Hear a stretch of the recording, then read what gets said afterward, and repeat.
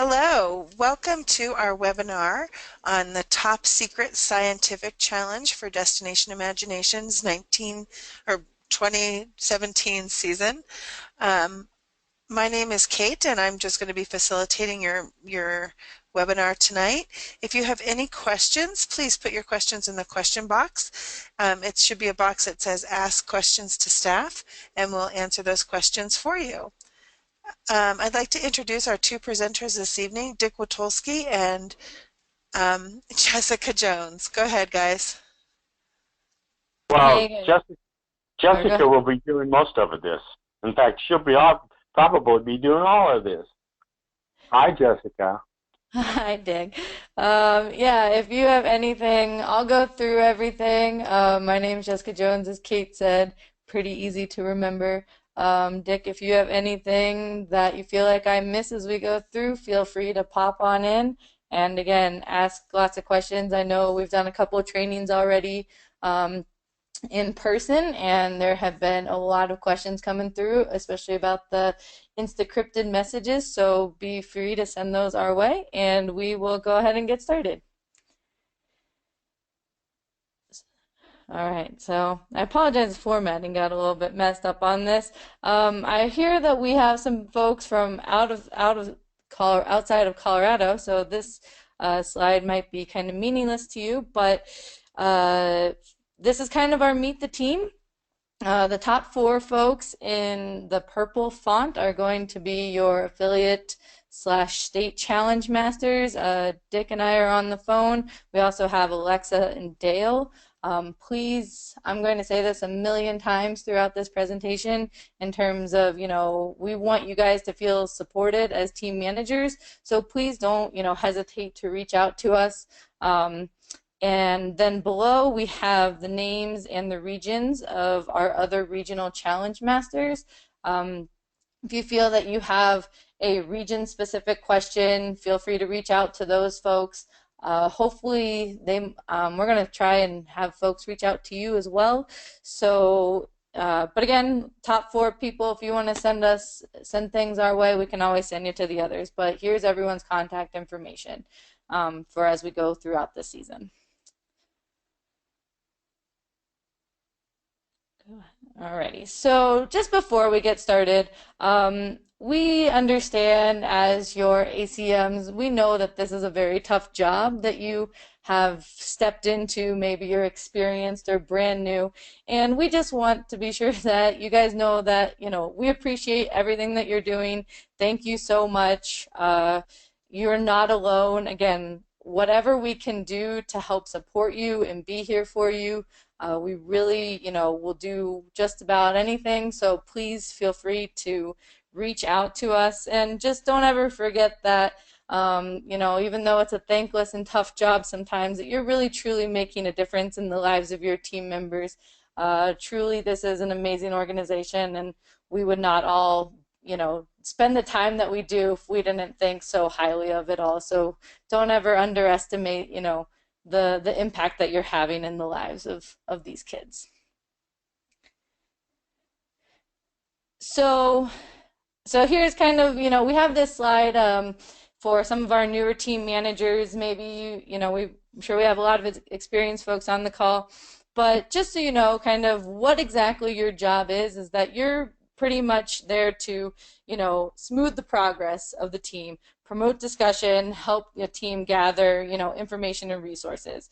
Through that, essentially we look at you as an educator, a compass, a mentor, camaraderie builder, a snack provider, and we know that you're all terribly underpaid. So just kind of a quick thing. We know that, for the new team managers, it might be a little bit like, oh, what exactly is going on? So maybe this is just kind of to help frame your job, possibly, if you haven't attended one of our trainings yet. Some of our tips and tricks. So we're really kind of looking at this training as much as of a survival guide for you guys. We will obviously go into the challenge itself, but just some things that, we've seen over the years to kind of, help you guys out. Definitely don't get caught up in a single detail of a challenge. Sometimes I think it can be so easy to get very focused on one aspect, and I mean, that's great in some ways. It's awesome to, dedicate time to where those points are or whatever. But I think sometimes we get so hung up that we don't see the bigger picture. So don't be afraid, if you're feeling very caught up, reach out to one of us. Maybe it's a great opportunity for you to ask clarification, which we'll get into later. Just definitely don't get too caught up initially. As we said, use your resources, rules of the road, the challenge itself, your challenge masters. We're here to help. Please use us. Define your own success. So for a first-year team, or maybe it's not even just a first-year team, but your success might be making it through the regional tournament with none of your team members crying. And maybe an experienced team, their goal is to make it, win global finals. Every team is kind of at a different point in their journey within Destination Imagination. And so just understand that while it is a competition, while there are points involved, that might not be your goal for the first year to whatever, to win and compete. Obviously, that's awesome if you get to, but just know that you can really define your own success within your team. One of the things that we'll kind of touch on a lot is utilizing the skills of your team members and teaching them skills and using your team members to teach other team members skills.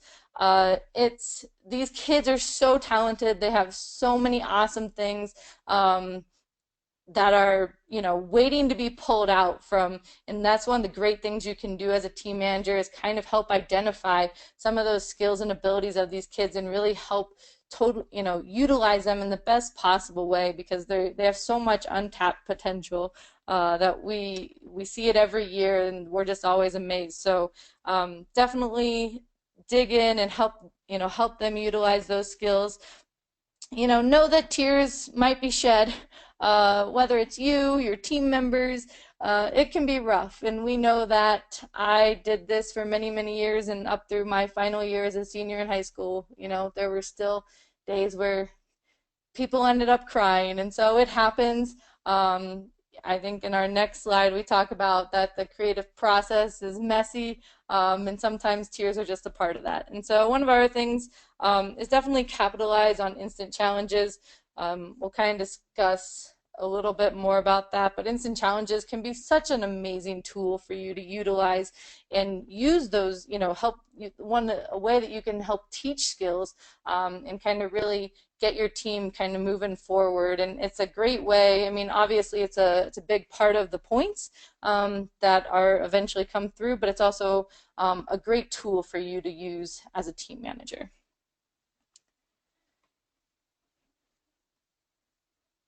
So you can skip this one, Kate. This is one of our, and you can probably skip this one too. So, sorry, those are kind of a little bit more for when we when we're in person, we make some of the team managers do an instant challenge. So obviously not quite the forum for it right here. So as I mentioned, it's messy. Creativity is not always pretty, but celebrate it every step of the way, because one of the things that the second point there on creativity is that it causes something to come into existence.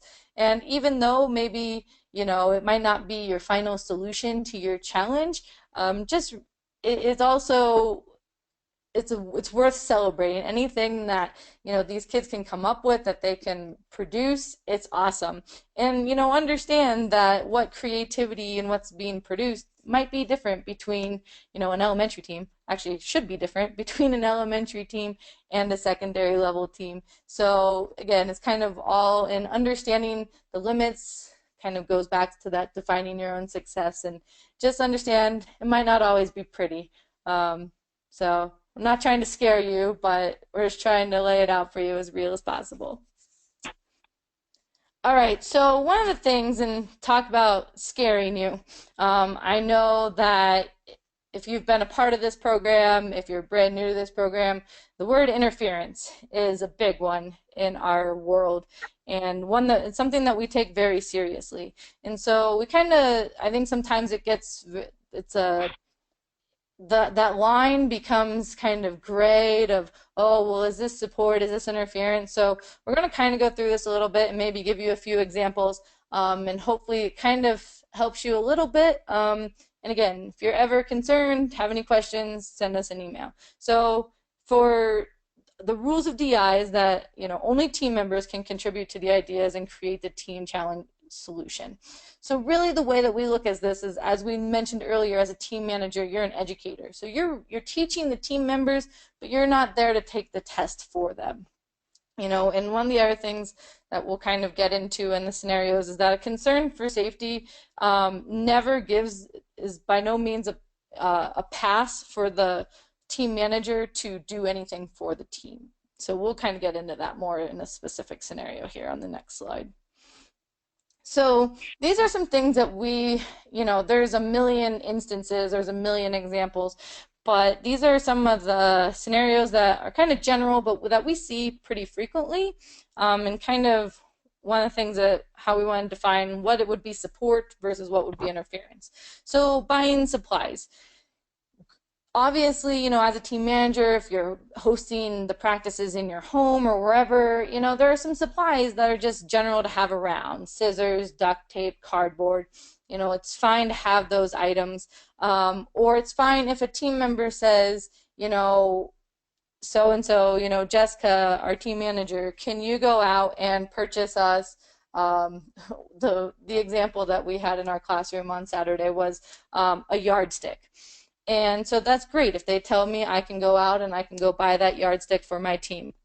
However, what would be considered interference is buying a yardstick and talking to my team and saying, hey guys, I saw this at the store and thought you might be able to use it, or thought this might be good for your gadget. Thus you're implying a possible solution to the challenge. So that would be, kind of where support versus interference in that thing. Costumes on the day of the tournament. I see this every single year. In terms of support, parents, brothers, sisters, grandparents, aunts, uncles, friends, whoever, are more than welcome to bring costumes into the tournament site, from the car. We understand that a lot of you have quite the set and a lot of props, and by all means have people help them bring them in to the hallway, whatever. But once you're in there, that's totally fine. But what's not fine is when Susie, has a pair of butterfly wings that she needs help putting on that she can't do herself, and so her mom or the team manager or someone helps her put those on. Helps tape up the costume, whatever it is.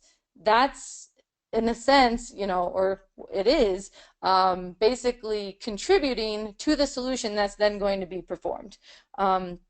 So it needs to be done by a team member. If there's a costume or hair that needs to be done in a special way, or whatever, face painted, whatever it is, that needs to be done by the team members, by the team, for the team. So, that's not a role for a parent or the team manager to kind of help out in that way. So kind of in terms of costumes, just something I see, I feel like every year I walk down a hall and see it happening. So that's one of our examples. Skip preparation. Obviously, we absolutely encourage your team to be rehearsing their presentation before the day of the tournament. And it's great to video, but when you video and when you review that, you need to be kind of just facilitating and kind of guiding the members through discussion topics. Like okay, so we watched our presentation. What'd you guys think? Was there a room for improvement? Any room for improvement? Like, everyone give me one good thing and one bad thing. Something like that. But you can't imply and say, well, did you guys think that Kate should be louder at the beginning? Because then again, you're essentially contributing to the solution. So be very careful and, really have the team members drive those discussions. And you can absolutely, kind of bring up the topics and help point them, in ways, again, kind of the examples that we said, but you can't be implying actual assistance in a way. I know it sounds awful. And then the using tools, and this is one of the this is kind of the safety thing. So if you have a middle school team, even an elementary, secondary, whatever it is, and you want to teach, they want to use a circular saw, and you have a parent who knows how to use one, has one, and is able to, show the kids how to properly use it, safely use it. Awesome. And then the team members cut the 2x4, whatever themselves. Great. However, you can't say, oh, well, this is an elementary school team. Circular saw is going to be way too dangerous, so I'm going to just cut it myself for them and, give it to them. No, if they can't do it safely themselves, it doesn't get done. So that's kind of where we discussed that, concern for safety does not give permission to do it, and it's a scenario like that. So that's all for the fun of interference. Time management, we know this can be, or go ahead, Kate. Oh no, you're doing great, Jessica. Oh, time management, something you'll see, I'll probably run into some issues on this presentation. We know that February, March, whenever your tournament is, it's going to come up in the blink of an eye. We absolutely encourage team managers to be practicing, once a week, an hour, whatever it is, starting now. Even we understand that the holiday time is very busy and hectic, and you have finals, and it just becomes crazy. But even if at worst case, at least be having your team members, read through the challenge and becoming very familiar with where all the points are, and have them start brainstorming ideas, even if maybe you can't, physically all be in the same room together to practice. But it's going to come up quickly. So, be trying to, jump ahead and get ahead with that. And just understand that, we are telling you to, get a head start as much as possible, but don't be afraid when things aren't nailed down initially. Team members are amazing at changing their mind. And we'll kind of go into that a little bit more in terms of solving a challenge, but don't be too hesitant or too afraid if things aren't all coming together right away. Okay, so this is a sample practice. This is really, kind of aimed towards our new team managers. And, this can be done in, a different order. You could definitely start with instant challenge, a quick game, but definitely, we need to be spending a big, a nice chunk kind of working on your central challenge. And we really encourage team members, team managers to have each team member kind of read the challenge every week, or do, take turns, because I think, we have visual learners, you have audible learners, and so if sometimes you just catch things differently if you're listening versus reading, and so we definitely encourage, again, kind of taking turns reading through that challenge, especially at the beginning. And then instant challenge, one of the things, just as again, this could be done wherever, and we understand that with central challenge, many times, tournament day is coming up quickly, and you feel that your solution is not where it needs to be, and it's so easy to just skip instant challenge and be like, oh, well, we need to focus on central. We need to focus on central. Well, year after year at tournaments, I will be in the scientific challenge room, appraising, helping, whatever. And when I go in for the award ceremony, I'm surprised at who the winner is. It always happens at some point during the year, or second place, whatever, because you have a team that, maybe had a solid central, but you didn't think was number one, but they went out and killed it in instant challenge, and maybe your first place, who you thought was the strongest team in central, kind of didn't put in the effort for instant challenge. It is a 25% of your total score. It's definitely, a big thing, and I just think it's very easy to, when you get in, into the swing of things, and close to tournament time, to kind of just skip over that.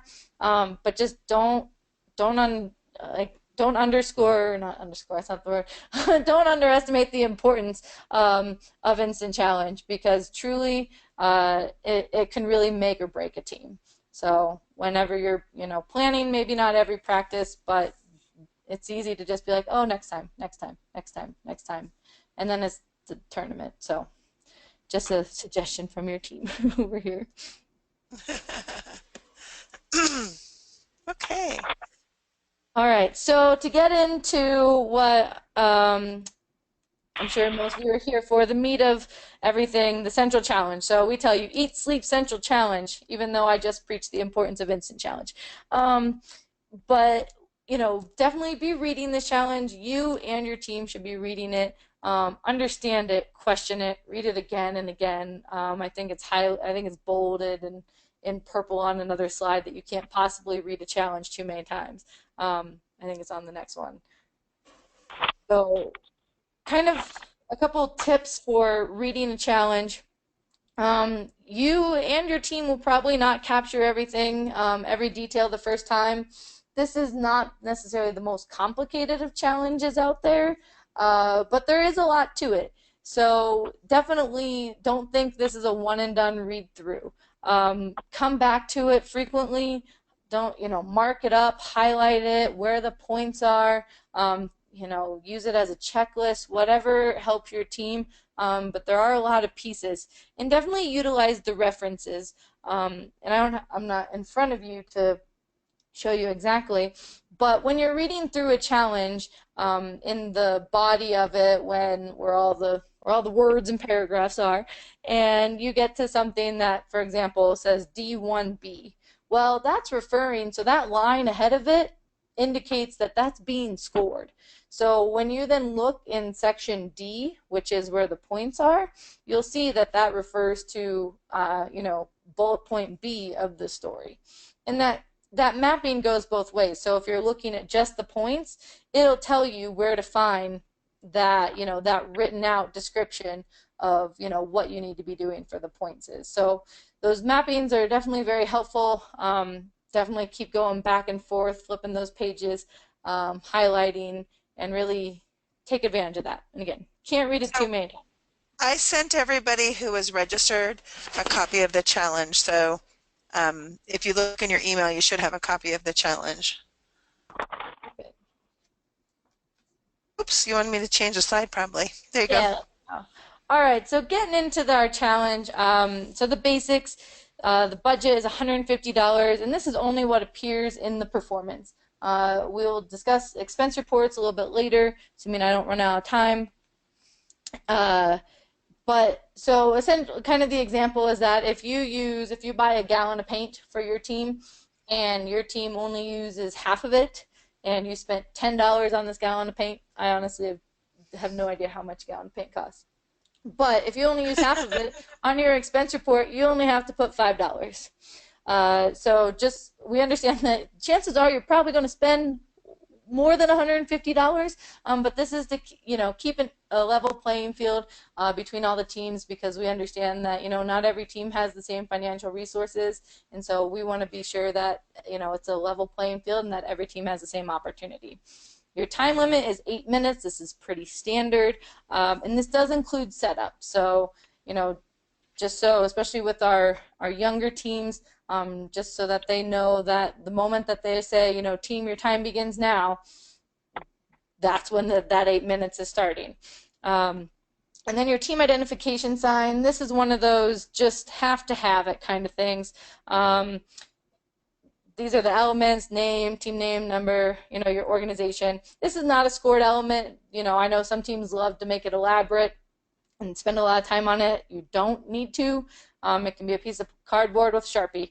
It makes no difference to us. We really just use it to make sure that our appraisers have something to look at their score sheets and kind of say, oh, yep, all right, my score sheet, my little label matches the team that I'm seeing. So that's what we use it for mostly. Not something that, if you have extra time, good for you, make it beautiful, but definitely don't feel like you have to. The next part is our presentation area. So this is a little special for this challenge. You are going to be given 8 by 10 feet minimum. Obviously, we do everything in our power to provide you the most possible space, but you have to know that that is what you would have to, that's the minimum that you would have to deal with. We'll always give you an electrical outlet. And kind of the special thing about our challenge this year is the drop box. So we're going to have a 1 by 1 foot drop box. And this is always, it's going to be in the corner of the launch area nearest the audience. Now, note that the launch area could be on either the left or the right of the presentation area, depending on the setup of whatever room is at whatever tournament. That could definitely change, but that drop box is always going to be, adjacent to the presentation area, corner of the launch area, closest to the audience. And we'll get into what that drop box does a little later. All right, so kind of an overview for our challenge. We have 4, 5-ish parts, excluding our team choice elements. Part of it is our story, which is going to be about 1 or more characters going on a secret mission. You're also going to have a disguised character, and this is part of your story points, where that you'll have this character which will need to be, integrated into your story. You are also going to have 2 types of secret messages, and that's our pre-crypted and Insta-crypted, which we'll definitely get into. And then you're also going to have a gadget that kind of is something that appears to be an everyday item, but is not quite as it seems, kind of thing. So the vocab, I'm always ready to jump right into the story. So cryptography, these are pretty, in DI we have some of our own unique vocab words. These are not really ours, these are pretty standard.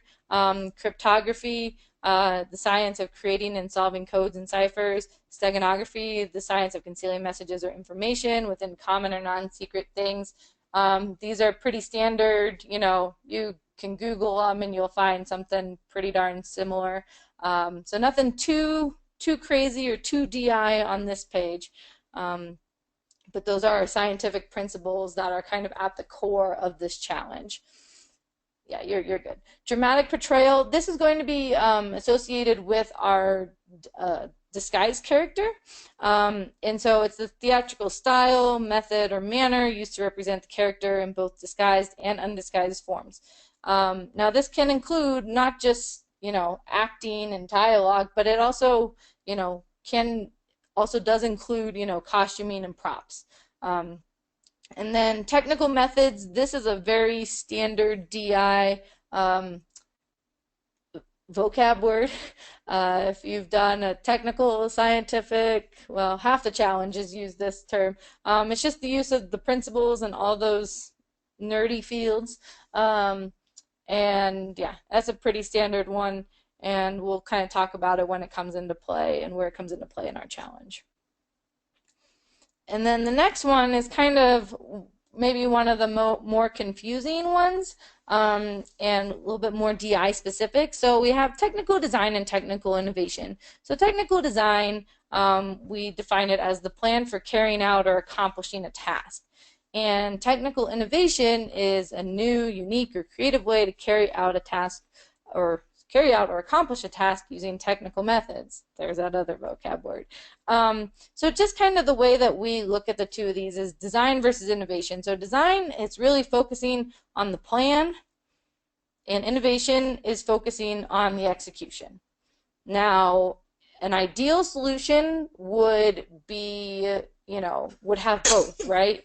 It would have a great design, it would have, its plan would be good, and then it would also be successfully carried out, successfully executed.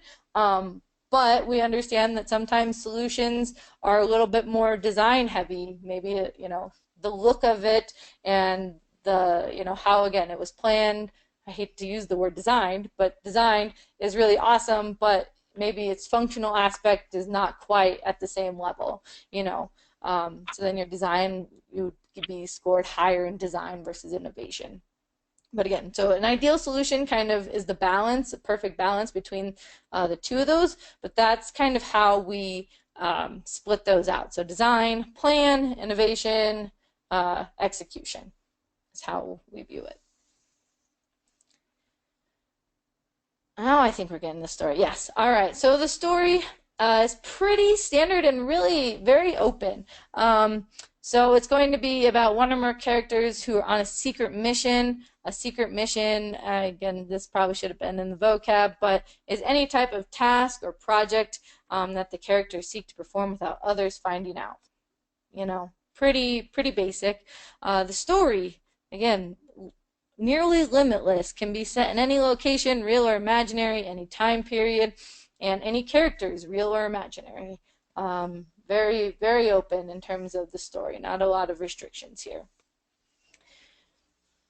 But with the one part, the maybe a little bit more detailed part of the story is our disguised character. The disguised character is just a character who must, have a concealed identity and a true identity. And we must see both during the presentation. So at some point must be disguised, some point must be, its true identity must be shown. Now, there's no saying that it has to be half and half, 50-50. It can absolutely be a few seconds of one or the other, but at some point, we do need to be able to see and identify both of those. And kind of this may be concealed using props, dialogue, acting. That's the dramatic portrayal that was, is the points and was your vocab word. And just know that, if you have 7 team members, all 7 of them could be a disguised character. However, only one will be scored. So definitely, understand that and kind of choose wisely, I guess. That will be one of the things that will be defined on your tournament data form. So just know that, again, you can have as many disguised characters as you'd like, but we're only going to be scoring 1. So the points that, when it comes for the story, the creativity, obviously, you're going to earn more points the more original and creative the story is. Better to have something brand new than, oh, I feel like this looks like Star Wars, right? So, creativity, pretty standard, clear and effective storytelling. Obviously, we want it to be easy, presented in a way that's easy to be understood. But in DI, a story, we define it as, an entity that has a beginning, a middle, and an end. Sometimes we understand that the end might not always be pretty. You might be running out of time and the team's like, oh, and that's at the end. However, even though it might have been, an escape route kind of end, that is an end. So really, when the appraisers are going to be, giving points for this, they're really going to be looking at, did it have a beginning, a middle, and an end? And kind of be very aware of that, again, in terms of your time constraints, because if the time runs out after 8 minutes and the presentation wasn't over, it doesn't have an end. So just kind of be, make sure that your team is aware of the way that we look at that, those points there. And then kind of, as noted before, the dramatic portrayal of the disguised character. And that's where only one character can get points for that. Hey, wow, just let Jessica catch her breath for a second. If anybody has any questions, there's a box in the bottom of your control panel that says send questions to staff. Dick or Jessica or I will be happy to answer any of those questions for you. And so just put them there if you need them answered. Okay, go ahead, Jessica. Don't be shy. All right, thanks for the break, Kate. Okay, so the secret messages. This is our definitely our most question-prone part of the challenge. So we have 2 types of secret messages. We are going to have a pre-crypted message and an Insta-crypted message. And both of these are going to use scientific principles, so cryptography, steganography, and any other scientific fields. Now, please note that you don't have to have one of each. You don't have to have, your pre-crypted be crypto and Insta be steganography. Like, you don't have to have, you can have both of your messages be one, both of your messages, you can mix and match however you want. Don't feel like you have to have one or the other. And again, you can use other elements from other scientific fields, so don't even feel like you necessarily have to use those two, but kind of naturally in any kind of encryption, you're kind of naturally going to be probably using one of those. And the other thing to kind of bold, underline, italicize is that the methods of encryption must be different for both messages. So you cannot use the same encryption and decryption method that you use for the pre-crypted message and then also for the Insta-crypted. They have to be different. A big thing there. Okay. All right, so Hey, just a couple of questions. We were asked if this will be archived. Yes, so this recording will be archived on our Destination Imagination Colorado YouTube channel. There will be a link to that on the webinars page of our team manager page. So go to dicolorado.com, click on resources, and you'll find a link to all of our webinars. So this will be there tomorrow. If you go again to dicolorado.com, click on the front page, you'll see challenges. Scroll to scientific, and this presentation is already there. The other question is, during the team challenge, if they're competing in their team challenge and they're less than 8 minutes, will they lose points? absolutely not. You do not have to use the full 8 minutes. However, whatever time that your team needs to get in, all of the scored elements that it wants to present to the appraisers is, all it takes. Sometimes you see, a lot of times the presentations end up going faster, especially at the elementary level, because the kids are so excited and they speak a million miles an hour, which I might be sounding like I'm doing right now too. But they definitely do not have to be 8 minutes. Whatever amount of time you need to get the elements in, it's up to you. It can be 2 minutes, it can be 8 minutes, it can be 30 seconds. However you feel it's best. So no, absolutely not. Okay, Jessica. Alrighty. So for the pre-crypted message, this is probably our easier one to go through. So the secret content of this message will be team created. It will be, designed and encrypted before the tournament, and it can be of any length. So if your team wants to do one word, that's fine. If they want to encrypt an entire sonnet, that's up to them. Whatever they feel, it's totally up to the team. However, the content must be, so it's going to be encrypted before the tournament, but during the presentation, the team must decrypt it and reveal it. And this reveal needs to be in a way that's observable for, the audience and appraisers. We say from 25 feet away. We're not going to have some, line 25 feet in the back that's taped off.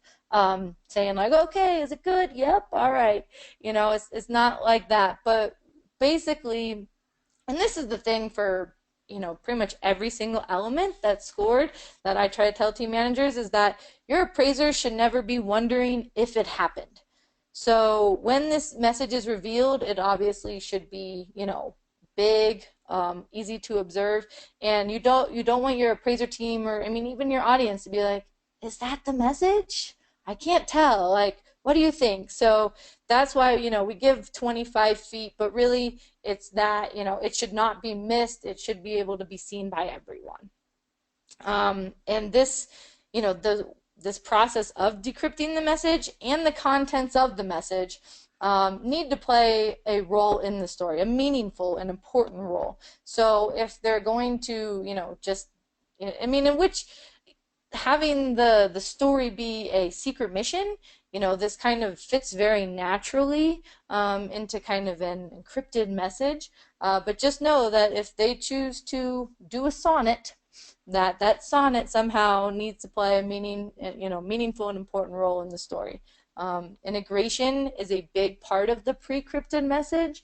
We're going to see in the Insta-crypted message that that's not the same, but for pre-crypted, integration is key. And I'm sure it's on my next slide in the points.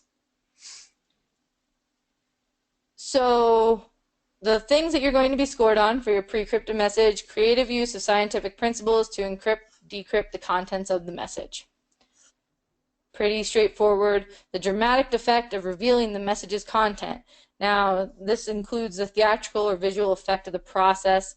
Again, you don't want your appraisal team to be wondering if it happened. Ham it up, have fun, make it a wow moment. That's kind of, really what we want to see, that dramatic effect. And then integration. Normally I preach integration in these trainings like it's a religion, but I actually we have our next element, the Insta-crypted message, which actually doesn't have an integration factor, but in everything else, integration in DI is always key. So our Insta-crypted message. All right, this is kind of where the fun begins. So this is our second type of message, obviously, and this is going to be a tournament provided word or phrase that is randomly selected by the team during prep. So an elementary team, they'll have one word. Their message will be one word. A middle level team will be 2 words, and then secondary, if we have any university, they'll have a 3-word phrase. These are word phrases, so don't feel like there's going to be a number. Your word could be the number, could be 5, F-I-V-E, but there's not going to be, these are word phrases. So in terms of kind of simplify some of your encryption methods. The team will design the method for this message before the tournament, but the encryption and the decryption of the message is going to happen during the presentation. And again, just as a reminder, the method of the encryption and decryption must be different than the pre-crypted message. Hopefully we're good so far. Then we kind of get into, now we're going to get into the procedure. And if you, in your challenge, this entire procedure is listed on page 12. I know a lot of times naturally when we get these handouts, our instinct is to stop after the reward points, so where it lists out all the points. But actually, before the tournament data form, there is the entire list of the procedure for this Insta-crypted message. So we're going to go through it here, but know that all 8 steps are listed also in the challenge. So before the tournament, the team is going to choose one team member to be the encryptor. This encryptor is going to be the person who will encrypt the message during the presentation, and they will not be able to help the rest of the team decrypt the message. Also before the tournament, as we kind of noted, they're going to develop their encryption-decryption method for the message.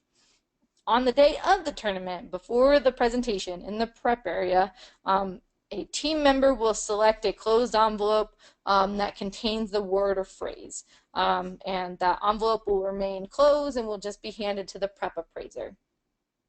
And then the appraiser is going to then take that envelope and place it in our 1-by-1 drop box. That is adjacent to the presentation area, right in the corner of the launch area and close to the audience. So that's before anything even starts. A word is picked, and these are provided to us by DI headquarters, and we do not know them prior to. So then during the presentation, I know this is a wordy slide.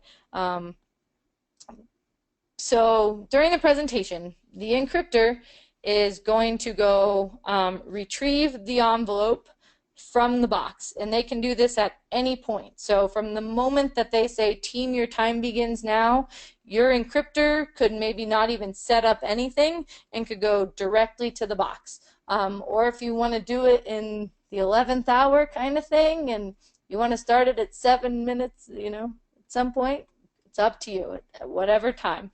The encryptor, once they get this envelope, needs to go to the launch area, and they will remain in that launch area and will need to be visible in that launch area for the entire time that they are encrypting the message. After that message has been encrypted, the encryptor, this is kind of not very clear necessarily, or I think it's more open-ended in the challenge. So the encryptor is going to return the original message to the envelope. And what we've been telling our team managers who have attended our trainings already, and what we will be telling teams kind of throughout on the day of, is that once they put that original message back into the envelope, to just set the envelope aside. The challenge doesn't really state what to do with that, but we're just going to ask them to kind of move it out to the side. Obviously, our appraisers are going to be keeping an eye out for shenanigans about team members trying to, you know, look in the envelope or see the message or whatever. But at this point, we're just telling, you know, the teams to kind of just have their encryptor kind of move that over to the side. So now the message has been encrypted. The encryptor has basically two methods to transmit the message. They can have written this message down on a piece of paper, and if that is the case, they are going to place that encrypted message back in the Dropbox. And that's an indication that the team, any of the other team members, can come over and decrypt the message. Or if the team so chooses to have an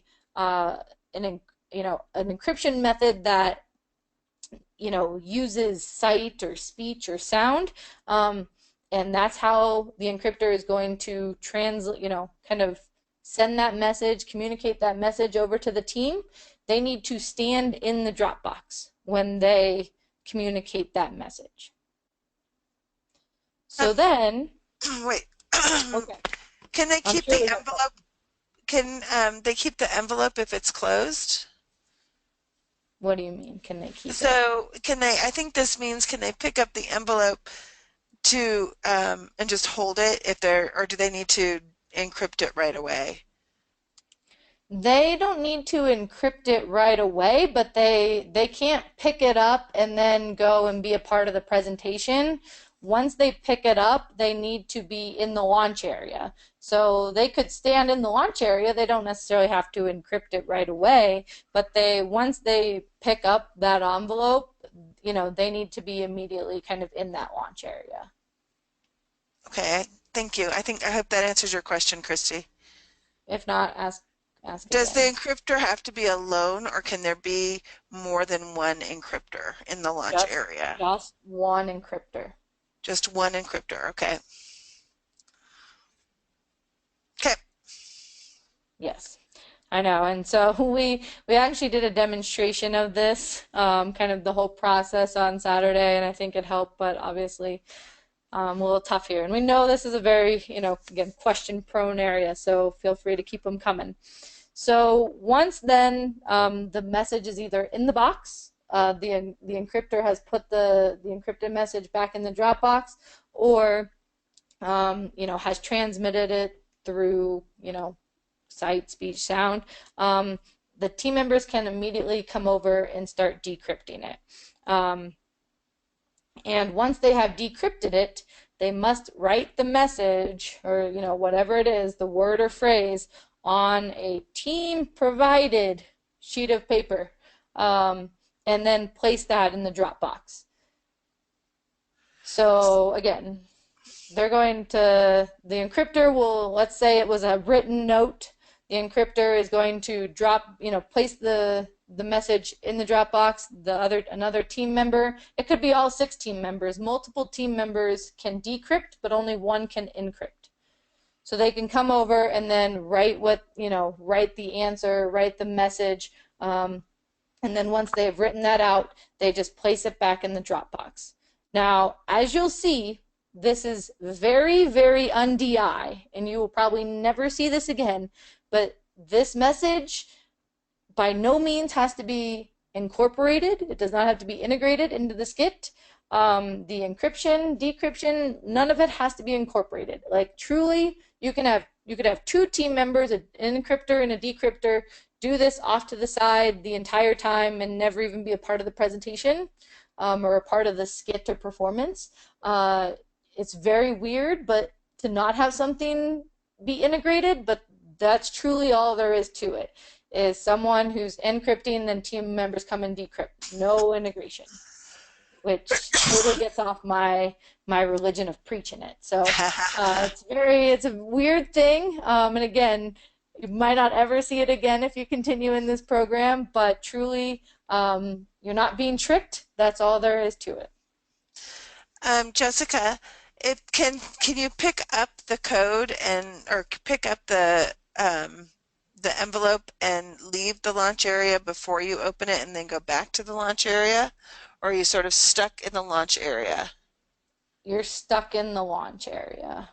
Okay. Let me read. Okay. Yeah, okay. So once straight from the challenge, it says, once the encryptor retrieves the closed envelope, the encryptor must move to the launch area. So don't pick it up until you're ready to be kind of jailed in that launch area. Okay. Is the decryption built into the story? I think you answered that. Yeah, it does. I mean, you absolutely could. I mean, there's nothing saying that it, And it probably would count towards like overall storytelling as well. Yeah, exactly. It could absolutely add to storytelling, but in terms of the points that you're going to get for the Insta-crypted message, the only points that are there are is that word correct? So if the original word was frog, did they write frog? Like, hopefully it's not frag, hopefully it's frog. That's 0 or 10 points. And then your encryption method, so how, it was encrypted and decrypted, that is the other part of the points. And those are the only points, for this. But again, obviously, if there's a place for you to, enhance your story, go for it.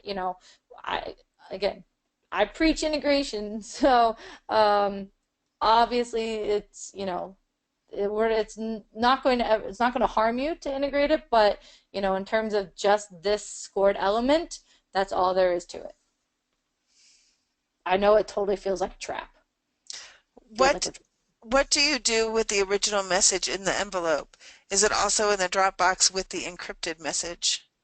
So that's what the challenge is not very clear with it. So that's kind of what I had mentioned is what we're telling teams is that the encryptor, just put it back in the envelope and set that envelope aside. Don't put it back in the Dropbox.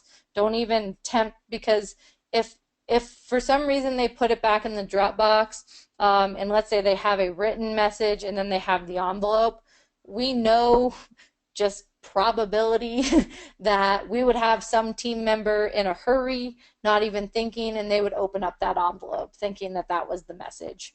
Not necessarily intentionally, just it would happen. So again, the challenge doesn't say anything. Basically, all it says is once the message has been encrypted, the encryptor should return the original message to the envelope.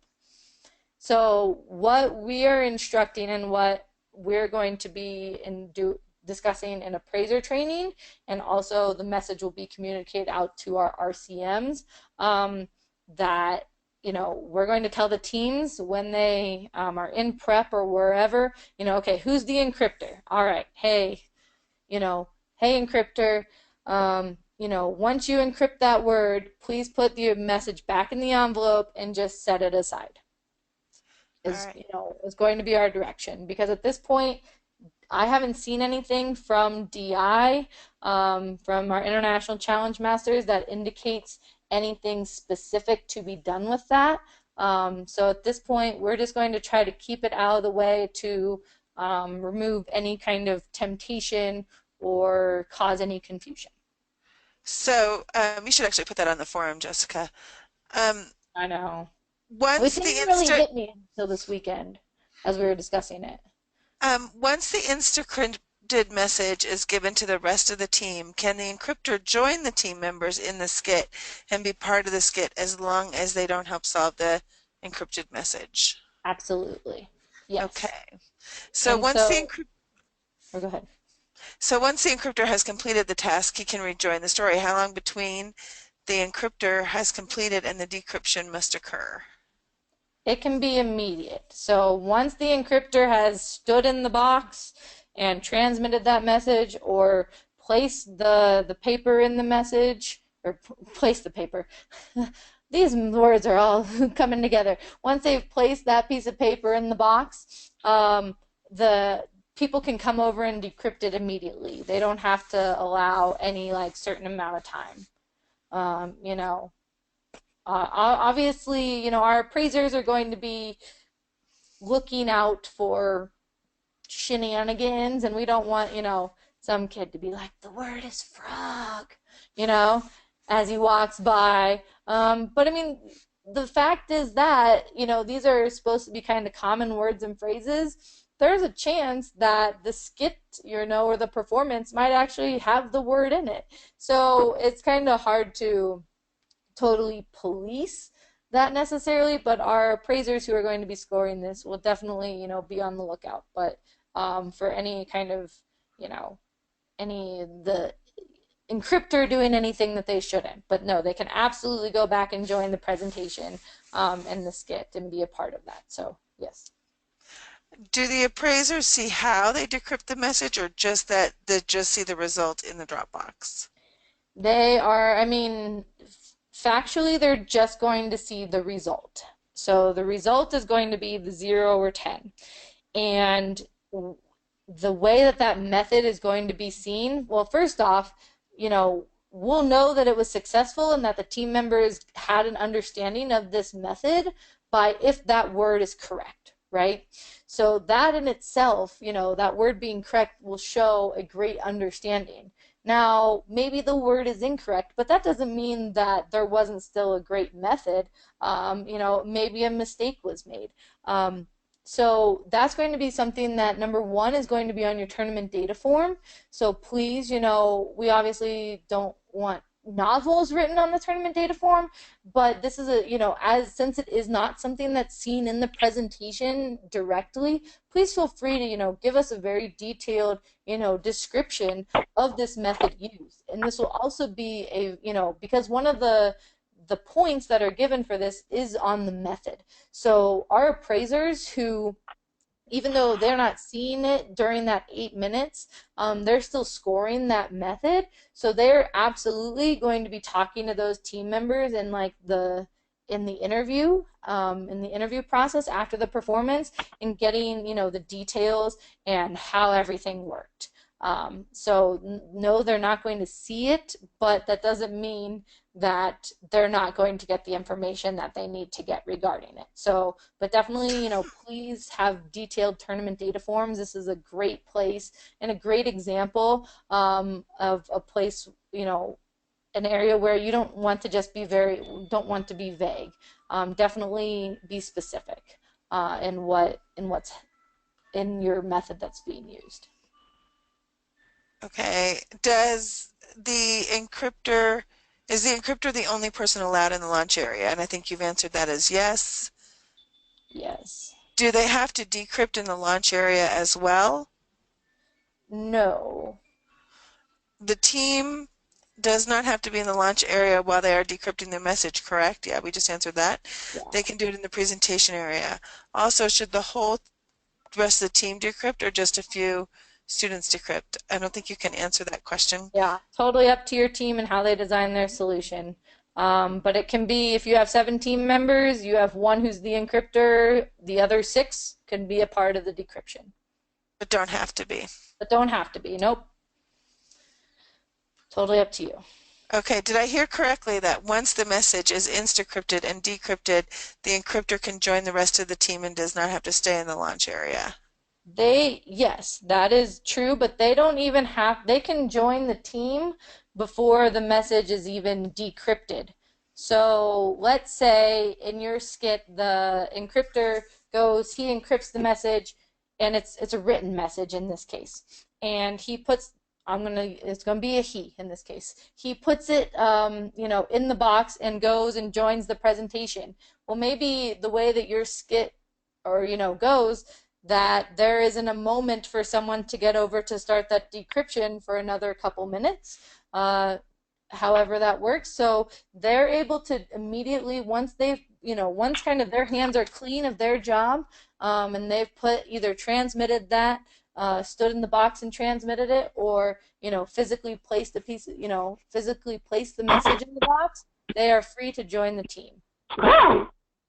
Yeah, so they don't Okay. have to wait even until it's decrypted. They're free to join. Okay. Okay. All right. So, One more. Wait, uh, one more. Does okay. it, oh my gosh. Does the team have to verbally announce the decryption, or can they just decrypt it and write it down? They can just write it down. Now, again, if it's somehow integrated and they say, "Oh, frog," if that was the word, that's great, but the fact is that it needs to be written down, and the only way that they're going to get their 10 points is if it is written down and put, physically in that Dropbox. Okay. I think this is a question for a clarification. Um, does the encrypted message have to entirely fit in the one by one box? I think that's a clarification. Well, I Yeah, I mean, I would, for clarification, you can get kind of specific as to what your team solution is kind of thinking. In terms of if it's written, I don't think there should be any struggle of having, a three-word, because that's the max it's going to be, right? A three-word phrase fit in the box. And the other way is that you're going to have your team member stand in the box to transmit that message. So, if maybe you have a very tall secondary student who has giant shoes that extend past the box. But I'm not foreseeing any issue with things being able to fit in the box, again, because most is going to be a three-word phrase. But if you have any concerns about the solution with the encryption and decryption method that your teams have come up with, definitely, write out those specifics and do a clarification. Absolutely. Okay, let's All let's right. go. I know. It's a tough part. All right, so then after the presentation, the appraiser is going to just check to make sure that that word is correct. We've kind of noted the rest of this, but one thing to look at is that the exact same thing cannot be used to encrypt and decrypt. So let's say there's a prop that the encryptor used to encrypt the message. They cannot go into, and hand that prop over to the team to then decrypt it. It can be very similar, it could be a duplicate, but it cannot be physically the same. Just something to note if your team is planning on using props or an aid or something. It can't be exactly the same. Okay, so the points, we've already noted this, successful decryption, and then the method, right? All right, the gadget. So this is commonplace everyday object that performs or appears to perform a secret or unexpected task. Must be team created or team modified object. And again, that kind of appears to operate needs to kind of be through the technical methods. Not too complicated. Nothing like our Insta-crypted message. It needs to be integrated. We're back to our integration, our world of integration.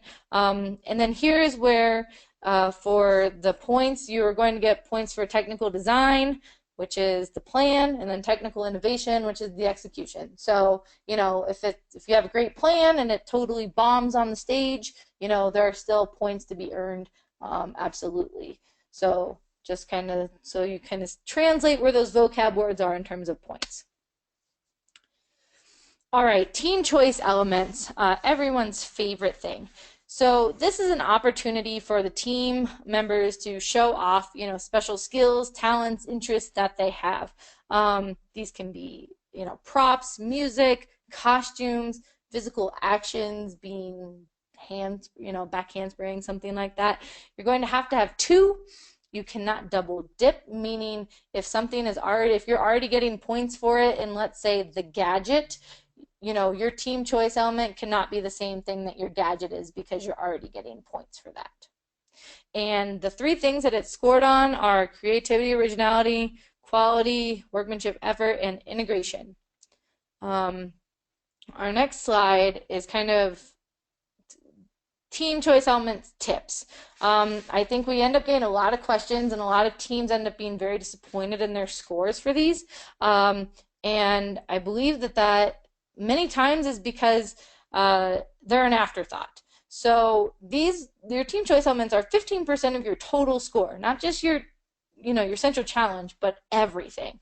And many times we look at when we're solving the challenge, which we'll kind of get into here in the next couple slides, we're looking at our scored elements, right? We're looking at the disguised character, the story, the gadget, the messages, which is great. But then I feel like a lot of times teams will have a presentation that's been entirely put together, and then they will step back and look at it and say, okay, what can we now make a team choice element?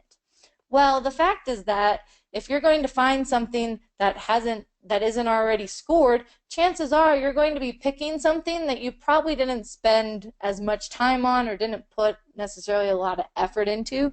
So we really try to, preach this idea of work the presentation as much to accommodate your team choice elements, from the get-go, instead of trying to put them in after the presentation has already been created. This, number one, helps you avoid double dipping, but it also just produces a higher quality scored element. And really, we see a lot of struggles on this. So it's not something to be an afterthought.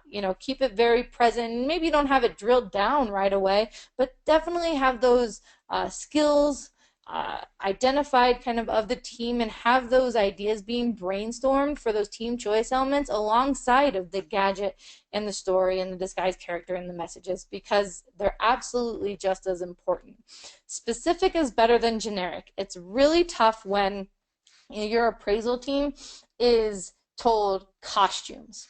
Now, costumes, sometimes you have sometimes if you have 17 members, all 7 costumes are amazing. But a lot of times what we'll see is we have, 2 or 3 costumes that are maybe awesome, but then you have, Bobby over there who's wearing just a t-shirt. Well, now that t-shirt is a part of that costume score. So, be very specific, and sometimes there can be more than one thing, which we'll kind of see in paperwork here a little later, but just know that the higher scored team choice elements tend to be when those items are specific and easy to appraise, than when it's just kind of a generic thing. And again, I think that will go hand in hand with kind of incorporating those into your solution earlier on. Again, focus where the points are at. I think a lot of times we do, because of kind of that last minute, oh, what are we going to pick? You don't always see something that hits all 3 of creativity, the workmanship, and the integration. Many times you'll get just 2, maybe 1, and then points, your points for the team choice elements become very low very quickly, when all 3 of those categories aren't really focused on. So just look at where the points are for these. I know they're not. What does technical methods mean for the gadget? So that's kind of hard to describe I would go back without, and look at the definition. It can be yeah.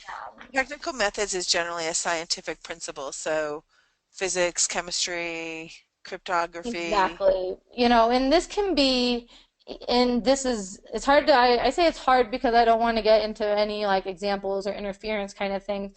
But this, can cover, a technical method can be anything from, computer science or a computer program that the team were to design, or like an Arduino, a little robot, or it could be a structure, civil engineering. It's a lot of the engineering, scientific principles, and I know that that's a very generic thing, but basically creating an object that isn't just straight out of the box, isn't just off the shelf.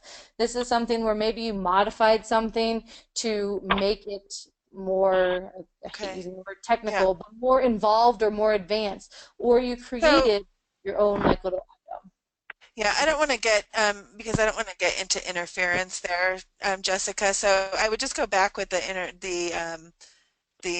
definition of it has to do with some science methodology, and then go, please, Shannon, go look at the definition again. And if you have a question, I would write to a clarification because I don't want to give any possible interference items to that. Um, if the TCE is on an already scored element, can it be another aspect of it, such as intricate painting on the gadget? Painting is the TCE, while the gadget is the total item. So the score, I I would avoid it personally. I think you get down a very tough road. So the points for the gadget are creative integration, technical design, and technical innovation. And so I think a painting on the gadget is going to be very closely related to the technical design. And it's going to be very difficult for our appraisal team to kind of separate out the painting from every part, like every other part of the design of the gadget. Um, and so I feel like you will be taking away points from, that technical design part on the gadget. I think it's possible, but I think you're going to be kind of shorting yourself points on either your team choice element or in the technical design of the gadget if they're together. So just be very careful, I would say. Uh, and if you have a very, like a more specific question, I would maybe, write in for a clarification if you want to get a little bit more in detailed about your gadget and how the painting's being used. Because I know you don't obviously want to share that in a place like this.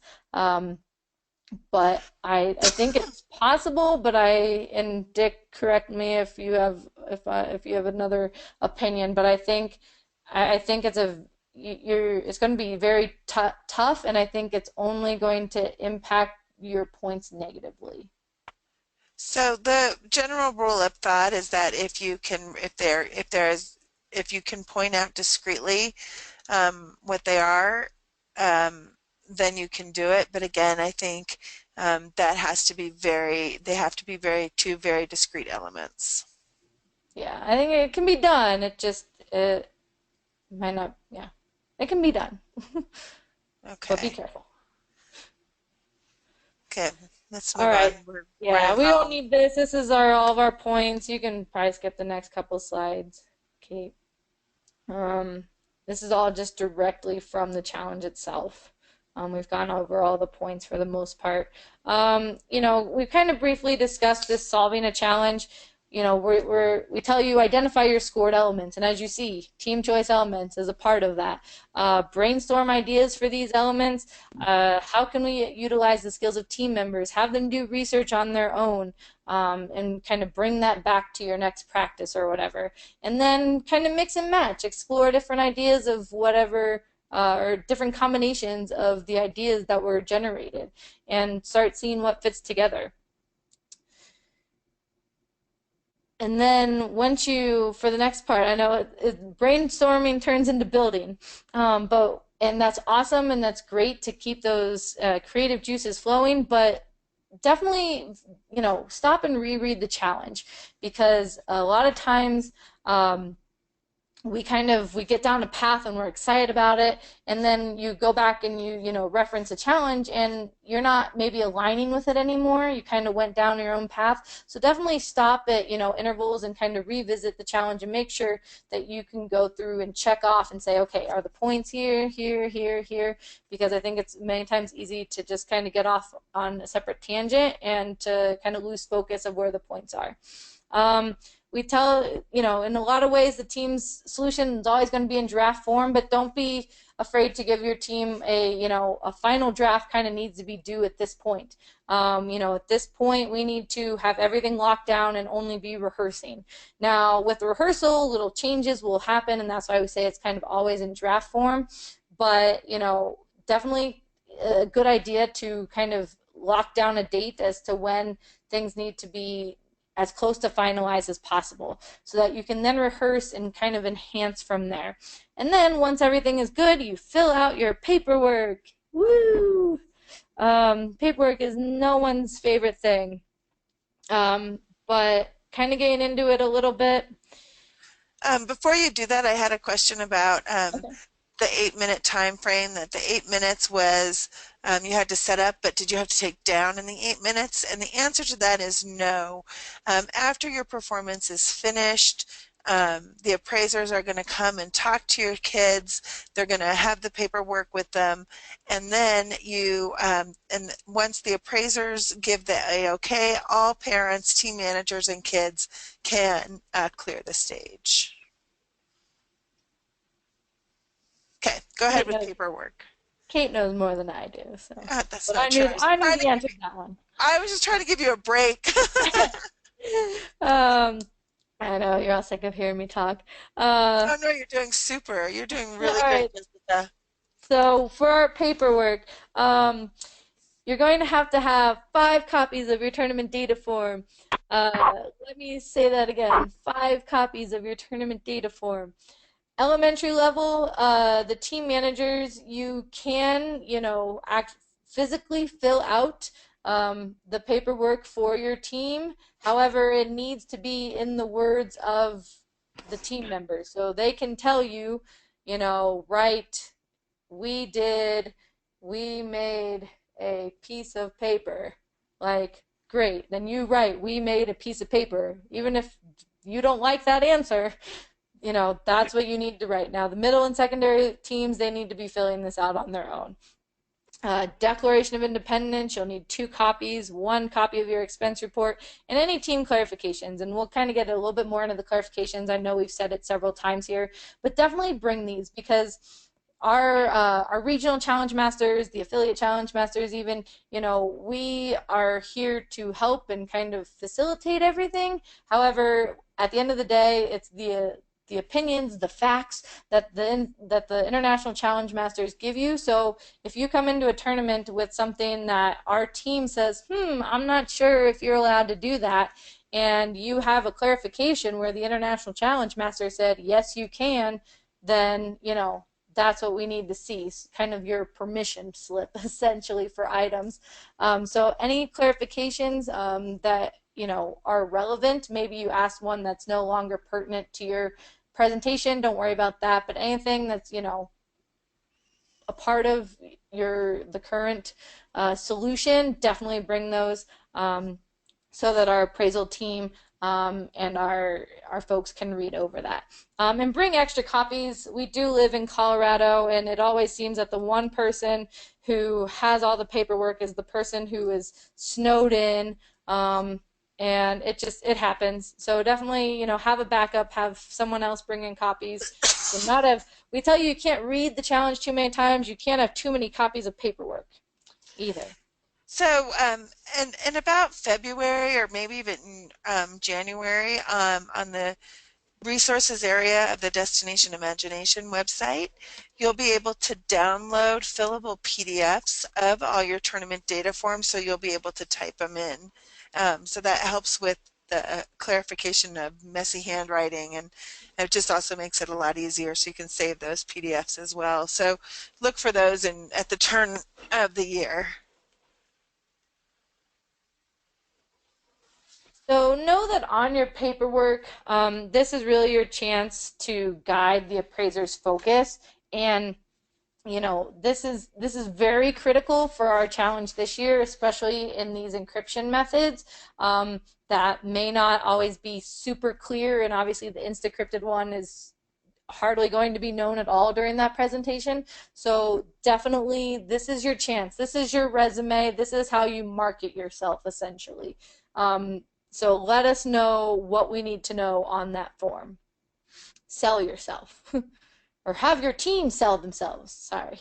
Say it the wrong way. And just know, keep them precise, clear. The appraisers don't have a lot of time to go through these. We do want detail, but we don't want novels. So kind of find that happy balance. And we're going to give you some examples here. So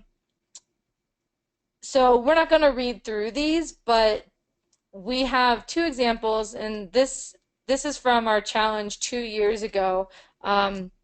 And this is a tournament data form of a team that won global finals. So they're kind of a big deal.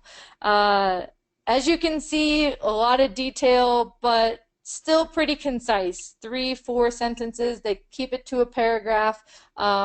They get a lot of information in without us, without it being War and Peace.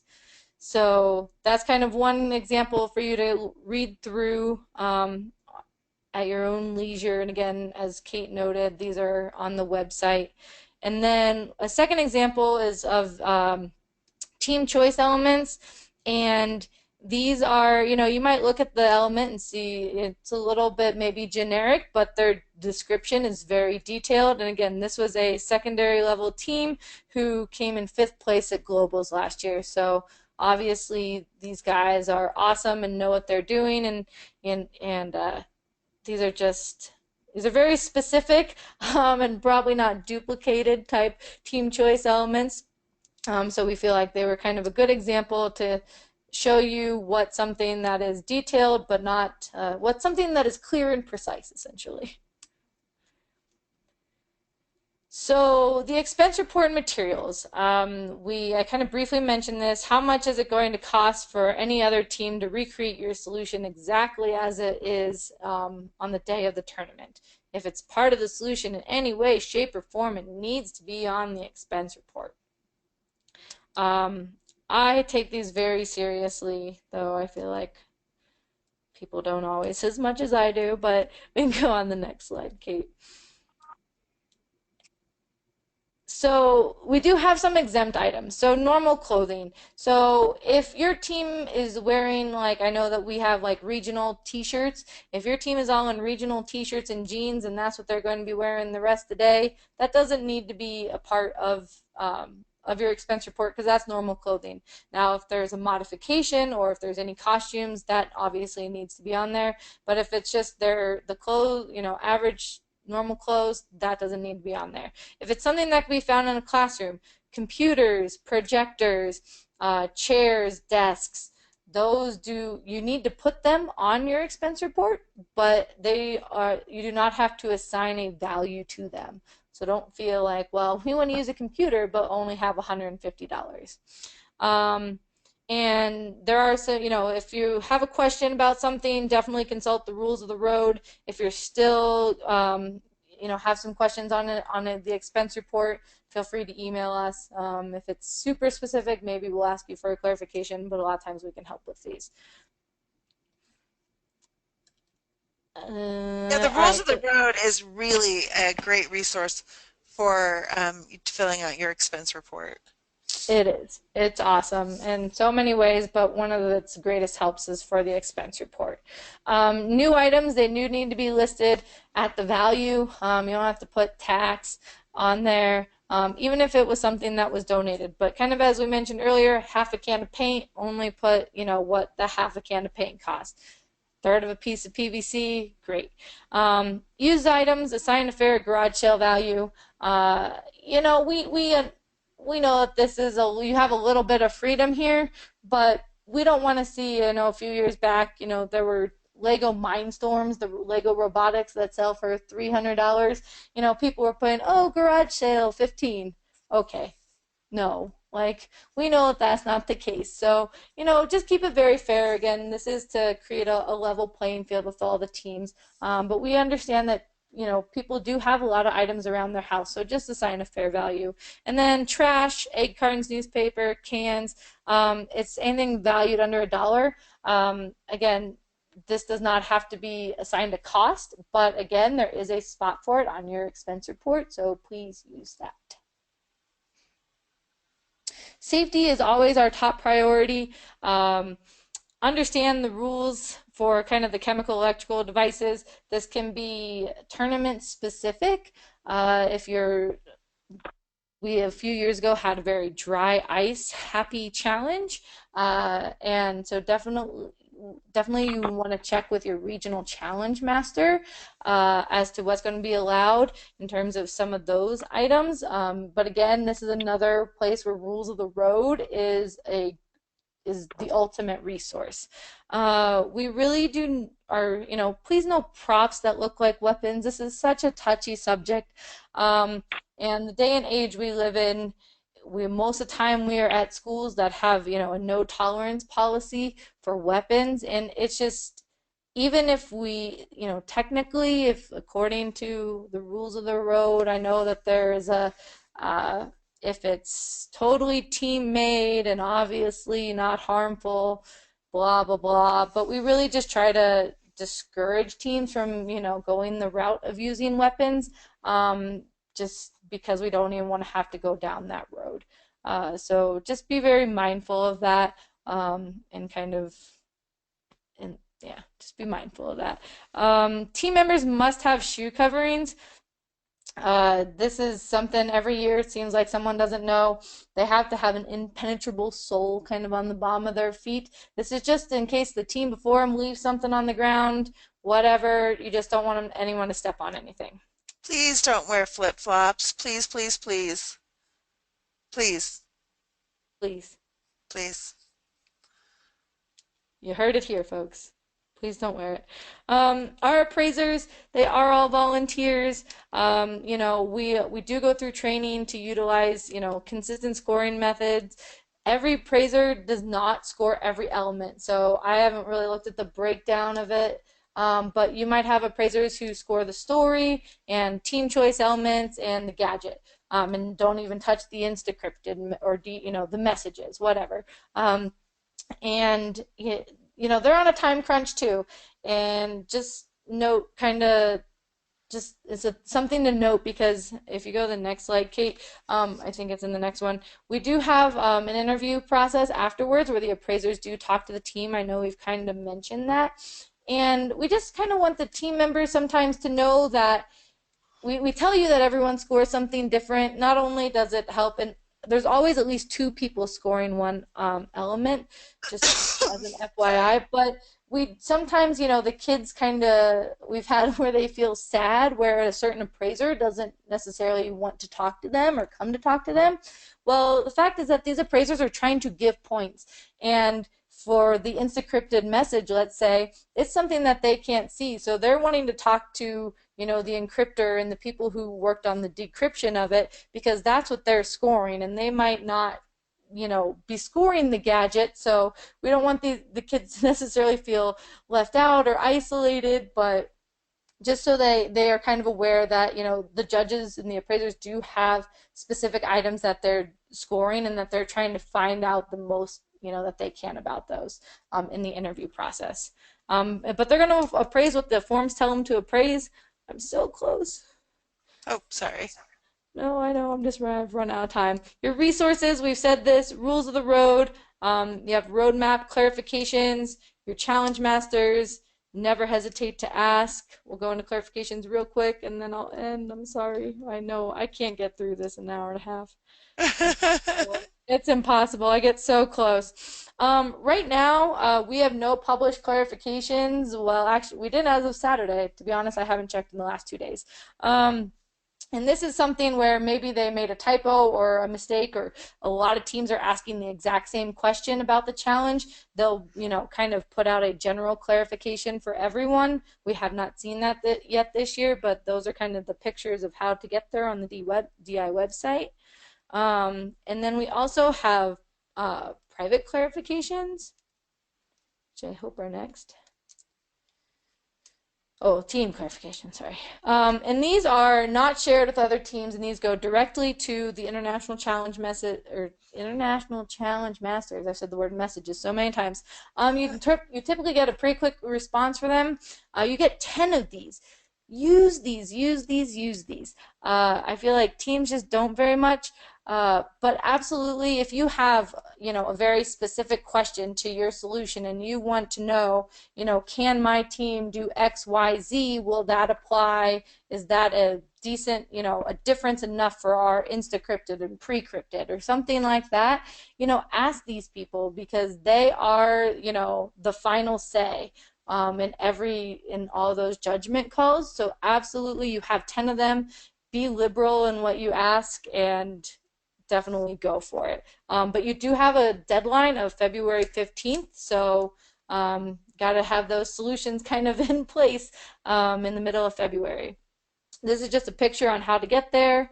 Again, you can get there just through the website, go down to your team's clarifications, and then there's an action for ask clarification. And then just a few reminders, integration is key in every aspect of the challenge. I left this from last year, but it's every aspect of the challenge that's not the Insta-crypted message. No double dipping. We tell people, do what you're supposed to do in the time allotted and the points will come. Our DI motto is, if it doesn't say you can't, you can. And just don't ever forget that it's all about the kids. Wow. Great. So thanks to Jessica. We will take questions if you have them. But otherwise, we'll wish you a good night. So again, I want to thank Jessica and Dick for his time. And then I also want to remind you that this webinar will be uploaded onto our website tomorrow. And under www.dicolorado.com, click on resources, then webinars. And the slides are under challenges. So click on www.dicolorado.com. Click on challenges, scroll to your challenge, the scientific challenge, and you will see them there. So thank you all and have a really good night. All right, no Jessica, you did a great job. Yes, you did. Great job. All right, thanks. No final, no